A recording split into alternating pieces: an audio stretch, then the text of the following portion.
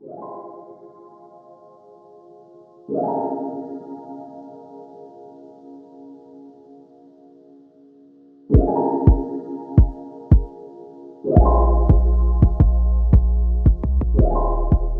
a boomerang, I'm back with another video. Hi, how are you? How's the babies? Welcome back, welcome back, welcome to my world. Is woo. The body's here, the body's here. It's Friday. Can we just take a moment of silence? It's Friday, finally. Cheers to the freaking weekend. Rihanna said it best. Sorry.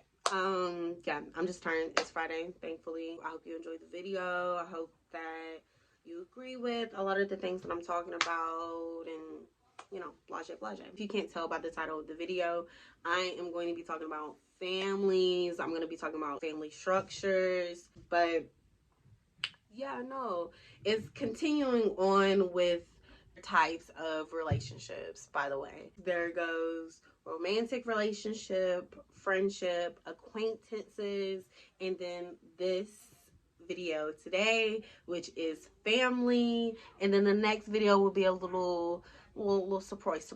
Also, yes, the bonnet, she's back with another video.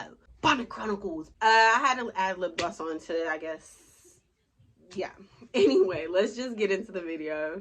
First off, what is family? So these are people we connect through some type of kinship, such as blood, marriage, romantic relations, or even adoption, basically. And with family, it comes in all different shapes, sizes, and structures. For example, there's a single parent home, there's grandparents raising grandchildren, there are same-sex homes. There's so many types of families, and we're going to be talking about all of them. So yeah, at least majority, you know. But yeah, for the first family structure, I'm going to talk about the main type of structure that everybody probably knows or should know, because I mean, it's basically the picture perfect white picket fence family representation picture. This is a nuclear family structure, where this is basically like the golden standard of raising a kid. Two-parent household with their biological mom and their biological pops. So that's like the standard. With this structure, both parents live in the same home, they're together, and they're your biological parent. But yes, that's basically a nuclear family home. That's the golden standard. That's the white picket fence standard, basically. But not all families are like that. And whenever I was younger, I had to realize that, like, not everybody's family is like my family. You know what I'm saying? I had friends that didn't have their daddy in their life, or didn't have their mom in their life, or didn't have their brother, their sister, their whoever, and then I had that person, or I didn't have that person and they did, and I'm like, well, why can't I have that? You know what I mean? But yeah, that's a nuclear family. The next structure on the list is same sex. This is where two mommies, two daddies are raising their children, adopted or either, you know, a surrogate. Or say if one of the moms or the dads, you know, use one of their sperms and, you know, mix, and bada bing, bada boom, baby. That's the simplest explanation I can give you. But this being legalized in 2015, it was such a big win for the LGBTQ community, because, you know, we want to have a family too. We want to have babies. We want to, you know, have a legacy to live on as well. So now it's more talked about. Now it's not really but some people still do that. Don't get me wrong. There's those people that do that still, but I mean, it's more open somewhat. Okay. Y'all remember that Fox had a show? I forget what it was called, but it had a little boy that was really smart, very funny, blah, blah, blah, and he had two daddies.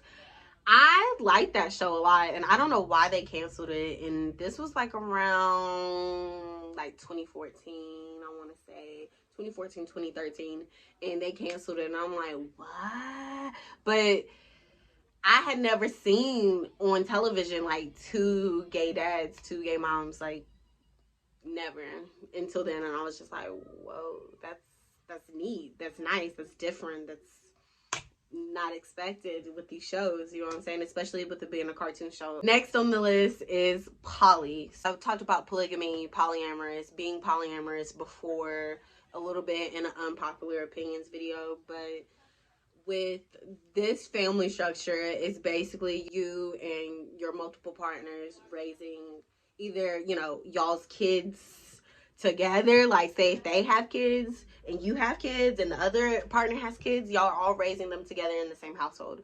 Or, you know, say if you're with one partner and then you have another partner, you have babies with both of them, y'all are all raising them together in the same household. It's one big happy family, basically. But I've seen like a documentary on this in my psychology class in college. I forget what it was called. Maybe I could put the link down below, but they had 19 kids and he had like, I want to say like 10 women, and like they had to rotate on who like slept with who and blah blah. But yeah, it was just crazy. But yeah, also with the poly family, kids have reported this structure actually has its benefits with it, with stability, attention sometimes, you know what I'm saying? Like, if you don't get the attention from one parent, you have 4 or 5 other parents to talk to or, you know, discuss the situation with. Also, higher income because everybody's getting money in the house. We're all bringing all the change, the bacon. So a lot of the bills are split. I mean, I'm fucking with it. Even just the parenting duties, you know what I mean? The disciplining, the taking to soccer or picking them up. It's a lot of help involved with it, but it's also chaotic at times. And hey, to each his own. Next on the list is a single parent home. A lot of people know what this means. If you don't, a single parent home is basically where the mom or either the dad is raising the child on their own solely. And we see this more often, and there's nothing wrong with it. Back when, it was definitely seen as, oh, you're not with your partner? Yikes. And I think that's really shitty because, I mean, why shame the mom or the dad for not being with their partner or them raising their child alone? Like, I can do it all by myself. Like, dang, it's very disrespectful. I feel like you're kind of disrespecting me in a way that you're saying that, like, oh, I can't take that responsibility. There needs to be two. And not everybody's like that. Like, come on.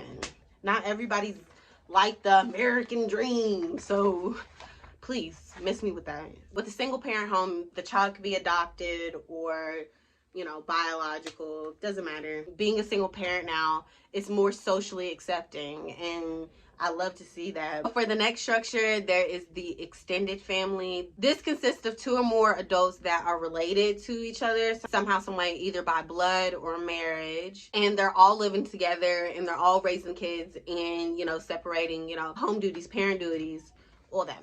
That's an extended family. I don't really see that often. Next on the list is step parent.